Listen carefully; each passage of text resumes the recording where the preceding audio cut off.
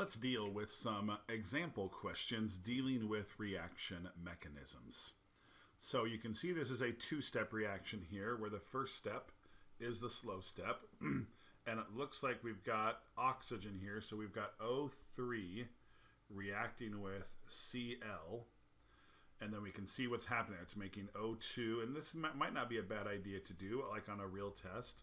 You just kind of write them out when they have the particle diagrams written out for you. And then that same OCl is going to react with another O3 to make Cl, O2, and O2. So question number 1 says the particle models shown above represent a proposed two-step mechanism for the destruction of ozone in the upper atmosphere. And then they show, and again, we know that's OCl here. So based on the proposed mechanism, which of the following best describes the concentration of the species represented above as the reaction occurs? So we can see that in the first step, the OCl is formed, and then right away in the next step, the OCl is used up. So even though you're going to continue making OCl in step 1, that OCl is basically going to get used right away in step number 2 again. So you're never ever going to have a lot of OCl. Okay, so answer B, the concentration is very low for the duration of the reaction. That is correct. Okay, if you look at answer D, it says the concentration fluctuates between high and low during the reaction. And that might mean, well, in step number 1, it's like you do step number 1 and make a whole bunch of OCl, and then once all of step 1 is done, step 2 starts. That's not the case. As soon as this OCl is made, that OCl is then used in the atmosphere. As soon as it hits with another ozone molecule, it's going to react. So you're never, ever going to have a lot of that OCl compound. Okay, number 2, based on the models, which of the following represents a species that acts as a catalyst for the reaction? So coming back up here, the same questions here. Catalyst is something that you start with and then you end with. So notice we're not ending with any O3, but we're starting with O3. So that's not a catalyst, but we are starting with chlorine and we are ending with chlorine. So chlorine absolutely would be a catalyst in this reaction, which is C. Number 3, based on the proposed mechanism, what is the balanced equation for the overall reaction? So again, sorry, we're kind of having to jump back up here. So hopefully we see that OCl is made and then used again, so it's gone. It's an intermediate. Chlorine is a catalyst. So on our reactant side, we've just got 2 O3s that are left over. And then we made this oxygen here, and then 2 more oxygen molecules here. So overall, we're just taking 2 ozone molecules and turning them into 3 O2 molecules. Okay, which is this answer right here. And then number 4, based on the proposed mechanism, which of the following is the rate law expression for the destruction of O3? Again, we need to go back up, and now all we're doing is we're looking at the slow step. So the slow step, again, has O3 and it has Cl. And remember, if there's an intermediate in there, which in the first step there can't be, because intermediates have to get made first and then they get used again, then of course that intermediate has to get replaced. But in this case, we have a catalyst that is a reactant in the slow step. And guess what? There's nothing we can do about it. We can't take it out. We can't use something from a previous step. So in this case, if a catalyst is in the slow step, then you use it. Then absolutely, this is one of those very few times where you actually have a catalyst that is part of the slow step, and therefore it's part of the rate law. Okay, so the rate law is going to be rate equals K times the concentration of O3 times the concentration of our 1 Cl atom that we have there. Okay, and that is this answer right here. Okay, number 5, now moving away from that specific reaction. We've got a 2-step mechanism here. Okay, also talking about ozone. And then they're asking about NO. NO is best described as what? Okay, so first of all, not NO2. Don't confuse those. So NO here, producing NO here. So we're starting with NO. We're ending ending with NO, of course, that is a catalyst every single time. Okay, here's another equation. When the concentration of substance B in the reaction above is doubled and everything else is held the same, it's found that the rate of the reaction remains unchanged. The most probable explanation for this observation is that, well, this is definitely one of those times where, if the concentration of B doubles and the rate doesn't change, what does that tell you about B? It has to be zero order. Okay, and that is very likely, that's what B has to be.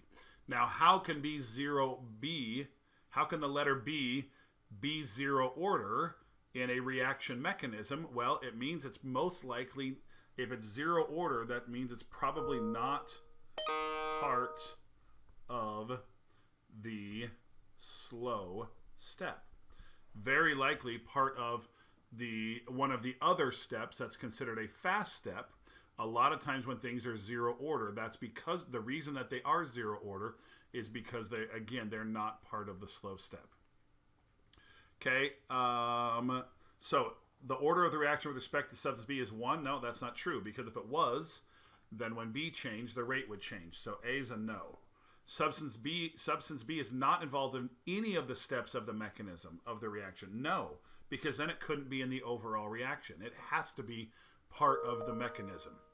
Okay, part C, substance B is not involved in the rate determining step of the mechanism, but is involved in subsequent steps. I really like that answer. Okay, substance B is a catalyst. If it was, it wouldn't be in the overall reaction. And then the reactant with the smallest coefficients in the balanced equation generally has little or no effect on the rate of the reaction. Again, generally, no. Again, you can't say that at all. So D and E are a no. Absolutely, the correct answer is C. Okay, number 7 says the rate law for the reaction represented by the equation above is rate equals K times the concentration of NO2 times the concentration of N2. So notice again that there's 2 NO2s, okay, which tells you this is definitely not an elementary step. Remember, with an elementary step, we know that the coefficients in the balanced equation produce the orders in the rate law. So this is the overall equation. So which of the following could be the first elementary step of a two-step mechanism for the reaction if the first step is the slow step? Okay, so if the first step is the slow step, what could the equation be? Well, again, if it is an elementary step, we know that NO2 has to be first order and F2 has to be first order. So that means that the stoichiometry of the balanced equation must have just one NO2 and one F2. Okay, so look at our choices. A, there's no NO2. That's not going to make that rate law. Look at C. You've got F, not F2. That's not going to make that rate law.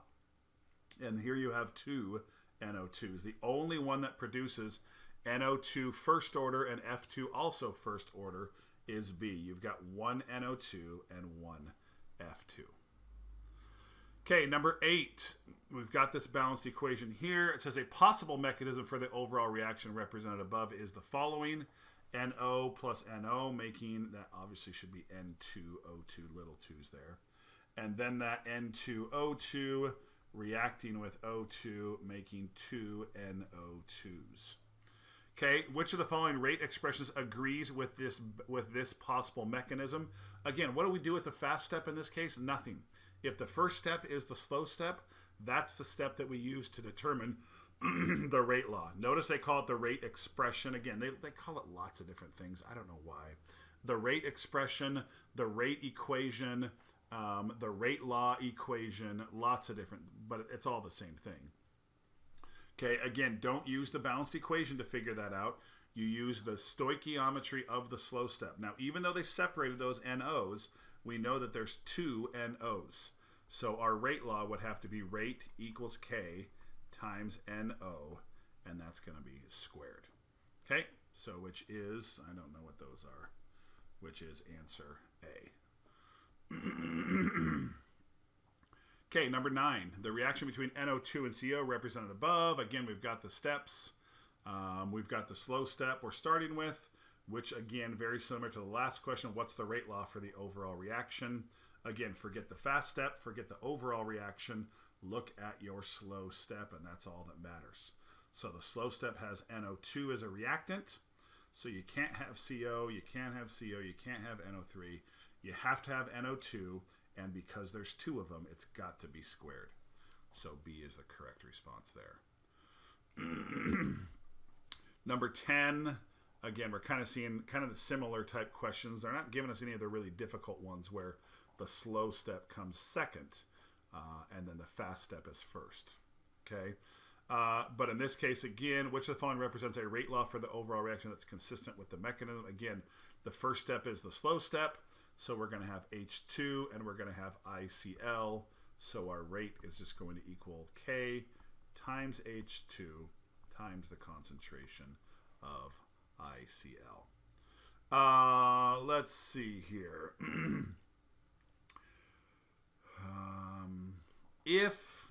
Let's take a minute here. Let's just kind of play around with this one here a little bit. Let's see if it'll work or not. So let's change these. Just again, I want you to have some examples of not just necessarily the easy ones, but the more difficult ones as well. Let's make the second step the fast or the slow step. And now I'm going to make it an equilibrium arrow here. So the first one is the fast equilibrium. Okay, so let me kind of go through how I would do this. I would say, okay, the slow step is step 2, so I'd go rate equals K times HI times ICl. And then I would just check and go, okay, is HI an intermediate? And yes, it is. Okay, HI is here, but it was formed here. So then all I would do is I just set both sides equal to each other using concentrations. H2 and ICl are going to equal the concentration of HI times the concentration of HCl. Okay, and remember, I have to replace this HI. So I have to set that equation equal to HI. So to get HI by itself, I have to divide by the concentration of HCl. So that's going to leave me with the concentration of HI equal to the concentration of H2 times the concentration of ICl all over the concentration of HCl. And now we're going to substitute this part right here in where our HI is. So our rate is going to equal the rate constant K times the concentration of H2. I'm looking up at that top corner there. Okay, then I've got to put in an ICl, but I already have an ICl. So I can put ICl, and then I can square it, because I have that ICl and that ICl now together, and all of that is over the concentration of HCl. Okay, and that would be your reaction, the rate law, if step 2 were the slow step and step 1 was a fast equilibrium step. Okay, so based on the original question, obviously the slow step was the first step, so therefore the slow step has the H2 and the ICl, so it's just H2 and ICl because it's a 1-to-1 ratio. Okay, number 11, the following mechanism is proposed. Again, what's the rate law? Kind of seeing the same thing over and over here. So we've got HBr and O2. And in this case, again, those are our only reactants. That's our slow step. There's nothing before it, so it just has to be HBr and O2. They really try to trick you by giving you the balanced equation and trying to make you think that there should be 2 HBRs. Again, the overall equation does not matter. Okay, what matters is the slow step. Okay, so we've got HBr and O2. Correct answer is B. Okay, and then our next one, when free chlorine atoms encounter O3 molecules, we've already seen this, something similar to this as a particle diagram. Again, our slow step, again, we can see, this is basically that same equation, but without the particle diagram. See that Cl is absolutely a catalyst, but yes, it has to be in the overall equation because it's part of the slow step. So we've just got 1 chlorine and 1 ozone, so 1 chlorine, 1 ozone, both first order, has to be the correct answer is B. Okay, and again, let's kind of mess around with this one a little bit. You can stop, obviously, if you want, but let's go ahead and switch these again and see how ugly this gets if we were to say this is the slow step, and this is going to be our fast equilibrium step. Okay, so I'm just going to add a little double arrow there. So again, our rate law would be rate equals K times CLO times O3. And then hopefully you can kind of start doing this a little bit in your head and you go, okay, well, CLO is an intermediate, so I got to come back up here. So again, remember, I'm going to multiply both of these together. Their concentrations, Cl times O3. And then the same thing over here. And to get ClO by itself, though, I'm going to have to divide by O2 again. Because remember, you multiply, just like here, you're multiplying those concentrations together. Okay, same thing up there. So once we set that equation equal to the concentration of Cl2, we're going to get Cl times O3 over O2. Okay, and then once again, we're going to replace that into our equation. Okay, and so overall, you're going to get rate equals K times Cl from here. Again, we've got O3 twice, so we would do O3 squared over the concentration of O2. And I think that's the last one. Yep, that's it.